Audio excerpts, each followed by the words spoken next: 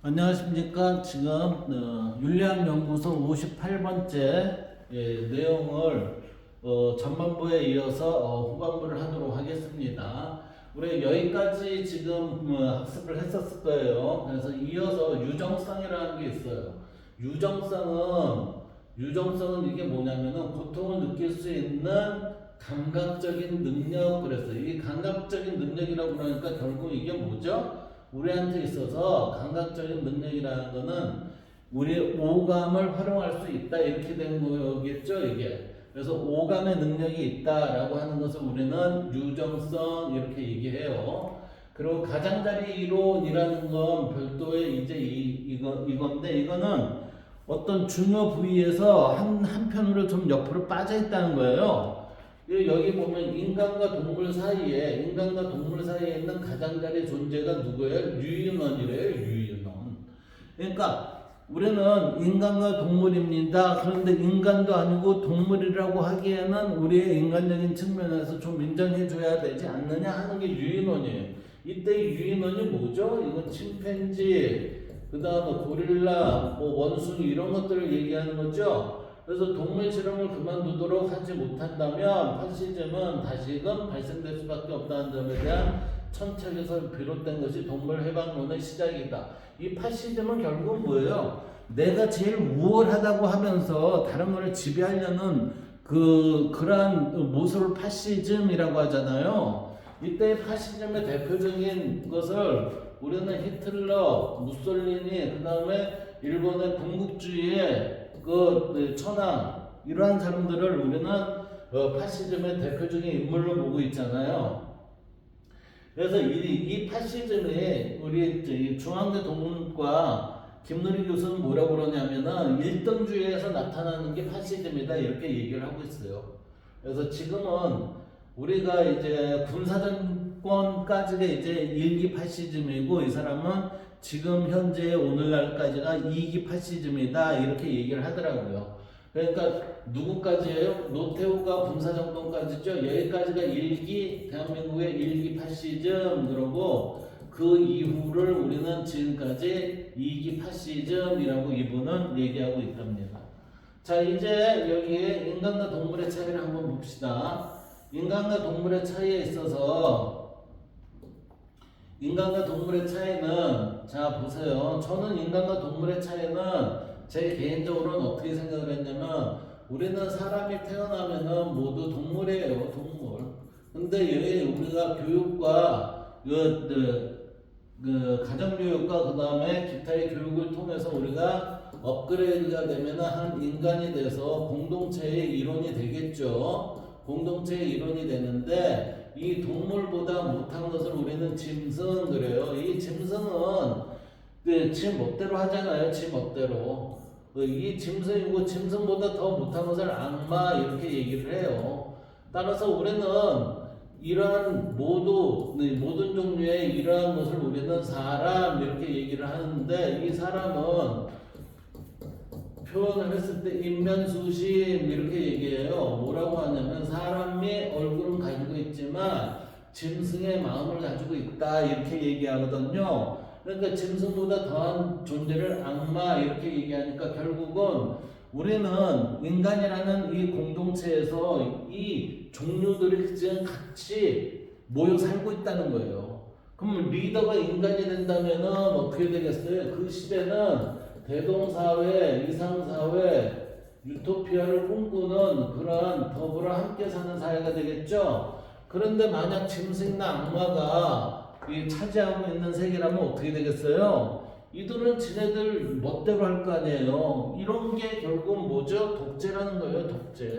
독재가 될 수 있는 가장 기본적인 거는 법을 얘기하면서 이빠르게 얘기하는 사람들이 대부분이 법 다음에 그 다음에 독재로 가더라고요. 예.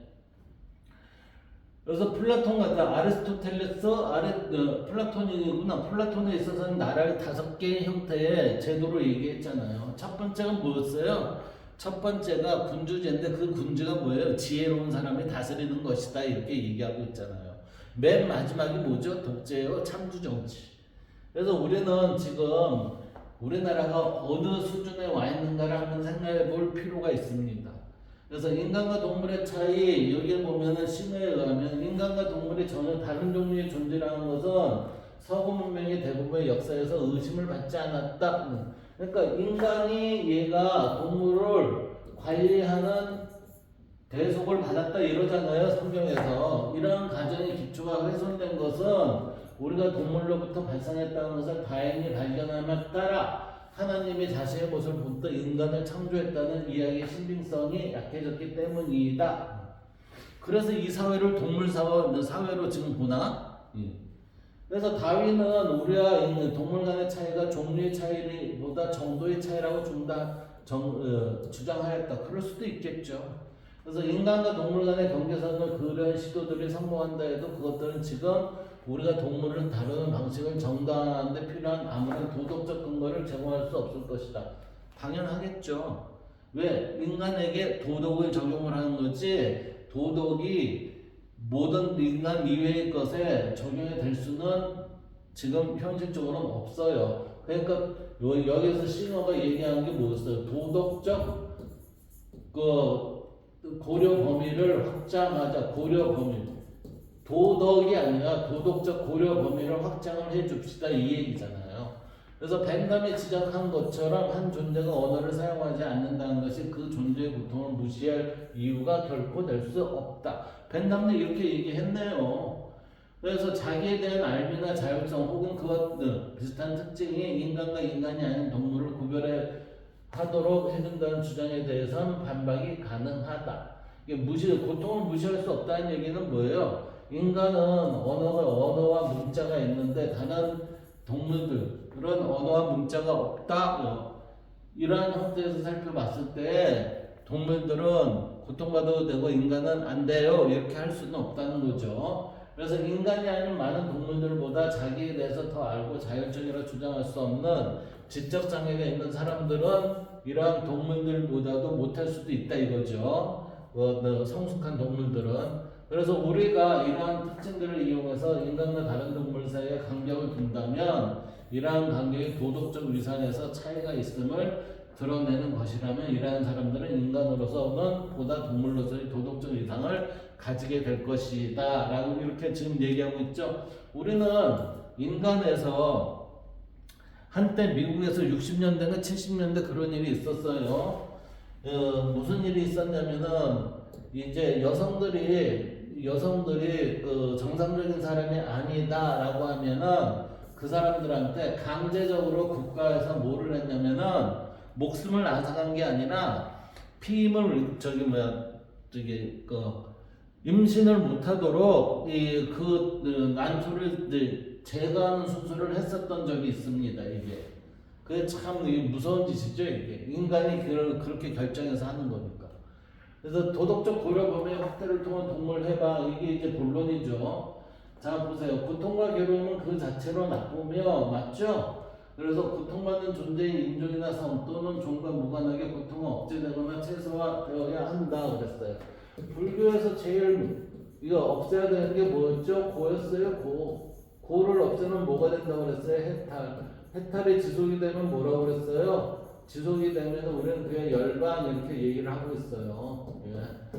그러니까 여기에서 최소화되어야 한다. 고통은 억제되거나 최소화되어야 한다. 이 얘기는 뭐예요? 동물들을 우리가 육식을 안 할 수는 없으니 최소한으로 작게 죽이고 고통을 최소화하자 이 얘기예요. 그래서 고통이 얼마나 나쁜가는 그것이 얼마나 강렬하면 오래 지속되는가에 따라 결정된다. 우리가 그런 얘기 하잖아요. 때린 사람은 몰라도 맞은 사람은 기억한다. 하지만 동일한 강도와 지속성을 갖는 고통은 동일하게 나쁘며 그것을 인간이 느끼는지 또는 동물이 느끼는지 고통에 대한 평가와는 아무런 상관이 없다. 현재와 같은 종에 대한 인간의 폭정화에서는 고통이나 행복에 대한 동등한 배려라고 하는 단순하고 간명한 원리만으로 인간이 동물에게 가하고 있는 주요한 학대를 확인하고 항의하는 데 부족함이 없다. 이거는 해결을 해줘야 된다 이 얘기죠. 그래서 아이와 동물 간의 차이를 두는 유일한 기준은 생물학적으로 그 아이가 인간의 종 호모사피엔스의 종의 구성임에 반해 침팬지에 대해서는 아니라는 사실이다. 이게 이 다성장한 그러한 얘네들은 아이보다 어린 아이들보다는 얘네들이 더 우수할 수 있잖아요. 그러니까 이 종의 종차별을 얘기하고 있는 겁니다. 단지 호모사피엔스인지 여부를 아이의 생명권을 승인하고 다른 동물의 경우는 승인하지 않는다는 근거로 사용하는 것은 철저하게 뭐예요? 종차별주의적 발상이다 이렇게 보는 거죠. 그래서 생명권의 경계선을 우리 종의 경계와 정확히 일치시키는 사람은 괜찮고 사람이 아니면 죽여도 된다 이렇게 된다는 것은 구제불능이 종차별주의자가 되는 것입니다. 이 얘기지. 백인이 최고고 흑인은 아니다 뭐 이렇게 얘기하면 그것도 뭐죠? 종차별주의자의 하나이다. 그래서 종차별주의를 피하고자 할 경우 우리는 모든 측면에서 유사한 존재들이 유사한 생명권을 갖는다는 것을 인정을 해야 된다. 이 얘기는 뭐예요? 모든 생명, 이게 생명주의자들이 하는 얘기죠. 모든 생명은 얻는 그 순간부터 모든 동일한 가치를 지녀야 된다. 이 얘기잖아요. 그래서 우리들 자신이 속해 있는 생물학종의 구성원이라는 사실은 이러한 권리를 갖는지의 여부를 나는 합당한 도덕적 기준이 되지 못한다. 하지만 모든 인간이 코끼리, 돼지 또는 침팬지가 가질 수 없는 어떤 존엄성 또는 가치를 갖는 이유가 무엇인가를 묻게 되면 우리는 이러한 질문에 답하기 어렵다는 사실을 알게 된다. 그래서 도덕적 고려의 증거가 되는 특징을 갖추지 못한 인간이 아이나 아니면은 뭐죠? 우리가 정상적이지 않은 사람에 대해서 이렇게 얘기하는 거예요. 우리는 이러한 질문에 답하기는 어렵다는 사실을 알게 된다. 그래서 도덕적 고려의 증거가 되는 특징을 갖추지 못한 인간이 야기하는 문제의 정면으로 마주하게 되면 인간 아닌 동물들의 지위를 근본적으로 개선하지 않고서 인간 평등을 고수하는 것이 사실상 불가능하다는 사실을 알게 될 것이다. 이렇게 되는 거죠. 모든 거에 있어서의 생명 존재는 인정받아야 된다. 이 얘기를 지금 얘기하고 있어요. 그래서 당신의 도덕에 대해 진지하게 생각할 경우 삶으로부터 종차별주의 실천을 제거하기 위해 노력해야 하고 그러니까 모두 동일한 존재로 우리는 인정해야 하고 종차별주의에 반대함을 의미한다. 그렇게 하지 않을 경우 당신은 위선이 아닌 이상 인종차별주의나 성차별주의를 비판한 아무런 근거를 갖지 못한다. 똑같은 놈이다 이거지. 그래서 우리는 동물들의 이익을 가지고 있기 때문에 그들의 이익을 고려해야 하며 이 이익은 쾌락이에요. 웃을 줄 아는 거. 그들을 도덕적 배려의 대상으로부터 배제하는 것은 정당하지 못한 것이다. 그래서 동물해방운동은 다른 어떤 운동보다 인간에게 훨씬 이타적인 태도를 요구한다. 그럴 수 있어요 이게. 그래서 동물들은 스스로 해방을 요구할 능력이 없다. 그들은 자신들의 조건에 항의한 투표, 시위, 거부 등을 벌일 수 없다. 행정적인 처리를 못하잖아요. 그러니까 인간에게는 이 행성이 더 이상 생명체들이 살아갈 수 없는 장소가 될 때까지 혹은 영원히 계속해서 다른 종을 억압할 수 있는 힘이 있다. 우리는 도덕성에 자기의 이익과 부딪힐 경우에는 아무런 역할도 하지 못한다는 사실을 입증하면서 동물에 대한 우리의 횡포를 내버려 둘 것인가 입장 바꿔 생각해 봐라 이 얘기죠. 그 얘기면 아니면 어려움을 잘 극복하고 우리가 누리는 지위가 도덕적으로 옹호될 수 없음을 인정하여 우리 지배하에 있는 생물 종들에 대한 무자비한 착취를 종식함으로써 진정한 이타성을 발휘할 수 있는 능력이 우리에게 있음을 증명할 것인가. 더불어 자연과 함께 잘 어우러져 갈 것이냐 아니면 지금처럼 자연을 도구화해서 인간 너희들만 위해서 살 것이냐 이거 한번 잘 생각해 봐라. 그 대상을 동물로 줄였을 뿐이다 이 얘기예요.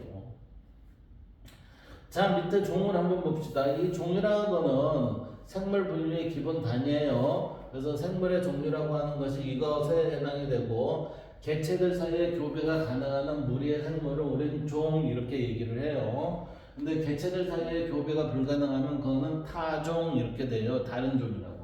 그 호모사피엔스는 인간이죠. 사람 혹은 호모사피엔스 유일하게 현존하는 인류를 우리는 호모사피엔스라고 그래요. 그래서 그 이름은 슬기로운 사람의 라틴어로 볼 수가 있고 1758년에 칼폰 린네가 고안을 한 게 슬기로운 사람 이게 지혜로운 사람이 아니라 슬기로운 사람 이렇게 얘기하고 있대요. 그래서 호모종이 멸종된 종에는 호모 에렉투스라는 게 200만 년 전에 10만 년 사이에서 200만 년 전에서 10만 년 사이에 존재는 했었답니다. 그리고 많은 다른 종이 있었는데 호모사피엔스가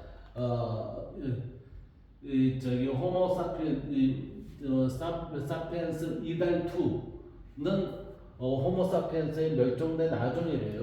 그러니까 호모사피엔스의 이달2라는 아명이 붙나봐요. 그러한 것은 이제 멸종된 아종이다.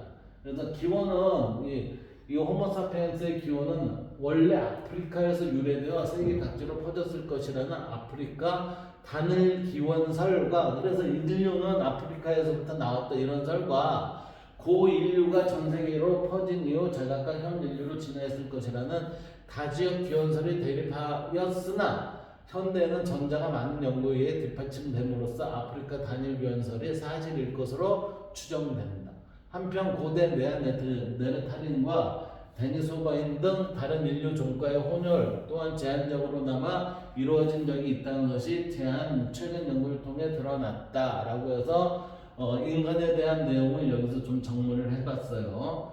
동물해방, 이 동물해방 운동은 지금 싱어가 하나의 조직을 만들어서 해오고 있어요. 이거는 이 책은 오스트레일리아 출신의 철학자 피터 싱어 대표적 저서예요. 1975년 발표했고 동물해방 운동가 사이에서는 이 책이 그 사상에 기반이 되는 철학적 선언으로 널리 읽힌다. 그러니까 아주 대표적인 책이 됐다는 거죠. 그래서 싱어 자신은 인간과 인간 여타의 다른 동물에게 있어서 권리라는 이론적인 틀을 사용하길 거부한다. 그러니까 이게 도덕적 고려 범위를 하지 권리, 너한테 주어진 권리야 이렇게 얘기를 하지 않는다는 거죠. 이건 도덕적 고려의 확장이기 때문에 이거는 권리라고 얘기하면 안 돼. 제가 보기에도. 그래서 그는 동물 역시 고통을 느낄 수 있기 때문에 동물들이 이익관심 역시 고려되어야 하며, 이때 이익관심은 뭐예요? 쾌락의 의미고 이때 권리라는 개념은 필요하지 않다고 주장한다. 그는 책에서 종차별이란 용어를 도입하고 대중화하는데 리처드 라이더가 처음 만들어낸 이 말은 동물을 착취하듯 대우하는 인간 우월주의를 일단은 종차별주의 이렇게 얘기한대요. 그래서 평소 윤리적인 대우를 인간 외 여타의 다른 생물체에게도 동등하게 적용하는 주장을 해왔어요. 싱어가. 그래서 동물 해방의 주요 논점은 최대 다수의 최대 행동만이 선이나 도덕적 행동이 측정 수단이라는 공리주의의 확대 적용이다. 그러니까 생명이 있는 존재들을 지나치게 확장하기보다는 동물들에만 일단 확장하자 이렇게 보는 거죠. 그래서 피터는 다른 동물에게도 적용하지 않을 이유가 없다고 주장을 하면서 이익관심에 따른 공리주의와는 따로 떨어진 도덕적 이상으로서의 권리를 거부하지만 권리가 아니라고 그랬죠. 그래서 공리주의 원칙에서 개종 특히 최소고통의 원칙에서 이끌어낸 개념으로서의 권리는 받아들인다. 또 고통을 최소화하자. 육식을 안 하는 게 아니라 먹긴 먹되 그들을 죽일 때 최소의 고통을 주자 이 얘기예요. 시어는 책에서 명백히 동물과 인간 사이에는 중요한 차이가 있고 이 차이점이 각자의 가지는 권리에도 틀림없이 차이를 낳는다. 맞겠죠. 그래서 과연 동물권이 인권과 똑같이 나눔을 인정한다. 한편 토마스 테일러는 여권 신장론자인 메리 올스턴 크래프트를 비판하면서 만약 여성도 권리가 있다는 그녀의 주장이 옳다면 짐승도 권리가 있어야 된다고 말한 바가 있는데, 여성 인권주의자인가 봐요. 올스턴 크래프트가. 그래서 싱어는 바로 그 말을 언급하면서 이 책의 첫 단추를 깬다. 그래서 토마스 테일러야말로 그녀의 관점을 반박한 거겠지만 싱어는 그 말을 중요한 논리적 암시로 보았다. 이거 너 좀 문제 있는 거 아니야? 이렇게 이제 볼 수 있다는 거죠. 그래서 동물해방에서 싱어는 그가 종차별 그랬어요. 종차별이라고 부르는 것에 대항해 논리를 펼쳐요. 그래서 싱어는 고통을 느낄 수 있는 모든 존재의 이익과 관심은 동등한 고려 가치가 있다. 그래서 이것은 종에 근거하여 하찮은 매물로 취급하는 것은 인간을 피부색에 따라 차별하는 것보다 더 낫지 못하다. 똑같다 이 얘기예요. 이게. 그래서 그는 지성이 아니라 고통을 느낄 수 있는 능력 때문에 동물들이 존중받아야 한다. 지성은 누구한테 있어요? 이성의 힘을 가지고 있는 사람이죠. 그런데 고통은 모든 동물, 식물도 고통을 느낀다고 그러잖아요. 근데 여기에서는 지금 동물 해방이니까 동물도 고통을 느낄 수 있는 능력 때문에 동물이 존중받아야 한다. 지금 보세요. 이게 사람, 예, 이게 이제 침팬지인가? 이 침팬지, 그다음 이게 그거예요. 이게 마치 그거죠. 우리 그 원숭이 영화 나온 거 있죠. 걔 대상이 이게잖아요. 그래서 인간과 침팬지를 구분하는 경계는 무엇일까? 호모사피엔스와 침팬지나 보노보의 유전자가 99%에 가까이 동일하다고 들었습니다. 나머지 1%가 차이를 만드는 건가요? 아니라면 어떤 요소가 인간과 침팬지의 차이를 만드나요? 인간과 보노보의 DNA 차이가 1%래잖아요.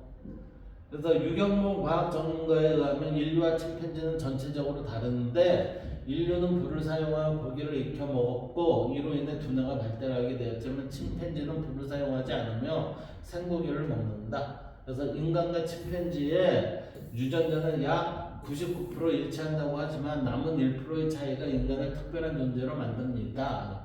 보노보와 99% 일치하고 1%는 틀린데 1%의 차이가 인간을 특별한 존재로 만든다 이렇게 본 거죠.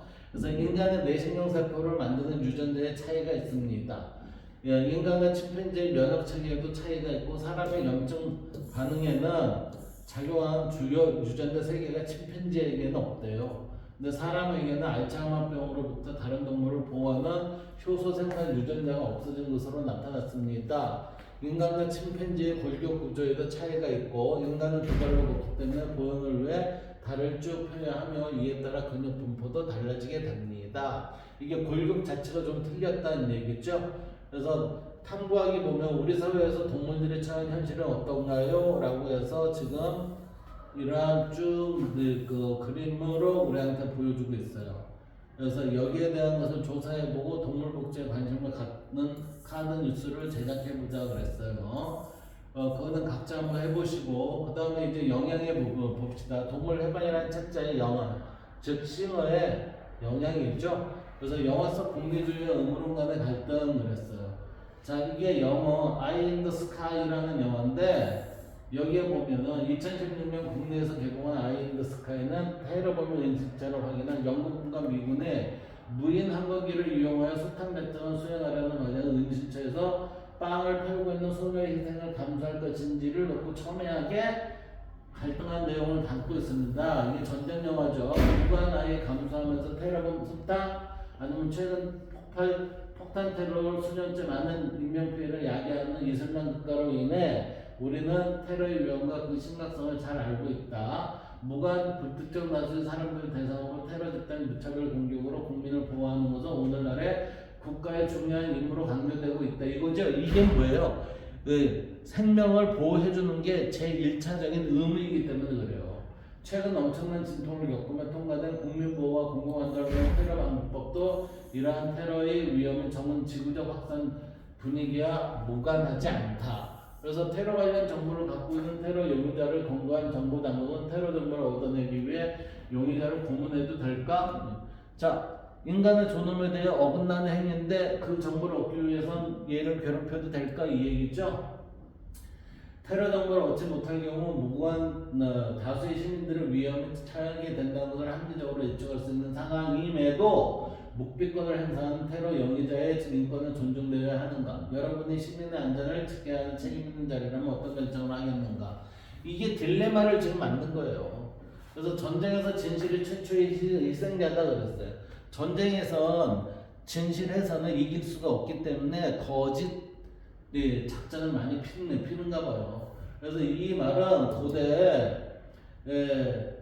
말은 고대 그리스의 작가 아이스킬로스의 문장으로 시작된 영화는 테러범 속탄 같은 수행 과정에서 하나의 희생을 감수할 것인가? 지금 이거죠 이게 테러범 음식점 옆에서 빵을 파는 소녀가 있어요.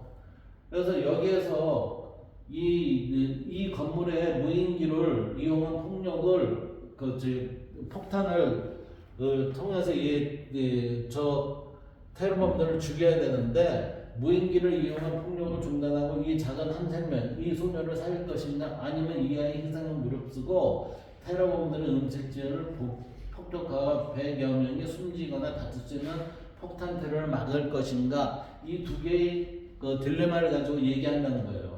그래서 군인으로서 테러를 막아 시민 안전을 지켜야 한다는 사명감을 충실할 때와 무고한 아이 희생이 부수적인 결과로 발생한 것은 합리적인 예측에 가능한 상황이다. 이 상황에서 도덕적으로 허용 가능한 선택은 어떤 것인가 이렇게 돼 있잖아요. 아이만이라고 들어봤죠?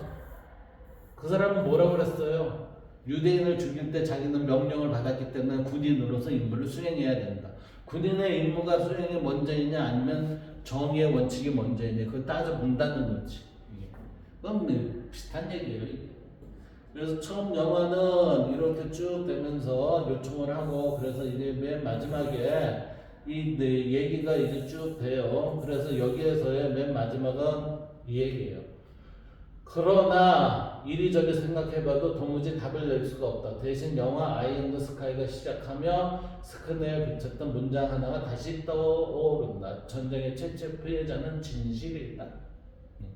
어떤 게 진실의 가치가 더 있느냐가 있다는 거죠. 자, 우리 이 옆에 것을 한번 봅시다. 이 옆에 것을 우리는 지금 안 봤었는데 이 옆에 것 보면은 뭐라고 됐냐? 힌두교와 이슬람교, 동물을 안 먹어요. 이 힌두교는 소를 안 먹고 이슬람교는 돼지를 안 먹어요. 그래서 이들은 다른 동물의 이익이 어느 정도의 주목을 받아왔던 듯 하다. 이때 4대 종교 중에 두 종교가 속해요. 그래서 4대 종교는 불교, 기독교, 이슬람교, 힌두교 이거래요. 그래서 여기에 왜 다른 동물의 이익에 대해서 보편적으로 인간의 이익에 대해만큼 감수성의 차이를 고려하지 않는가 그랬어요. 왜냐하면 현존하는 법은 하면서 이렇게 얘기하고 있죠. 이성적인 동물은 가지지 않지만 인간은 이용할 수 있는 수단이 되는 감정의 산물이기 때문이다. 뭐가요? 이 현존하는 법은 상호간의 두려움, 즉 덜 이성적인 동물은 가지지 않지만 인간은 이용할 수 있는 수단이 되는 감정의 산물이기 때문이다. 인간이 보편적으로 동물에 대한 감수성의 차이를 고려하지 않는가? 왜 인정하지 않느냐? 우리는 이성이 있고 쟤는 없잖아 이 얘기지. 동물은 왜 그렇게 고려되어서는 안 되는가? 자, 우리는 그래야 더 좋아지고 동물은 더 나빠지지 않기 때문이다. 내가 먹고 먹히지 않으니까 이런 내용들이에요 이게. 그래서 이 내용은 그리 중요하지는 않은데 나중에 이 고정과 윤리 책을 보면 한번 읽어볼 가치는 있습니다. 그래서 맨 마지막 보면 이래요. 넘을 수 없는 경계선을 긋는 다른 무엇이 있는가? 그것은 이성의 능력인가? 인간이 이성이 있기 때문에 동물들을 괴롭혀도 되는가? 이거죠? 아니면 말하는 능력인가? 언어와 문자가 있기 때문에 다른 동물들과 우수한가? 이렇게 보는 거예요. 그러나 다 자란 말이나 개나 하루나 일주일이나 한 달이 지난 유아보다 훨씬 더 이성적이고 말을 나눌 수 있는 동물이다. 그러나 상황이 다르다고 가정해도 무슨 소용이 있겠는가? 문제는 그것들이 이성적으로 사고할 수 있는가도 아니고 그들이 말을 할 수 있는가도 아니다. 그것들이 고통을 느낄 수 있는가 이다 라고 얘기하고 있습니다. 그래서 오늘은 여기까지 해서 제58장의 두 번째 단어를 마치도록 하겠습니다. 감사합니다.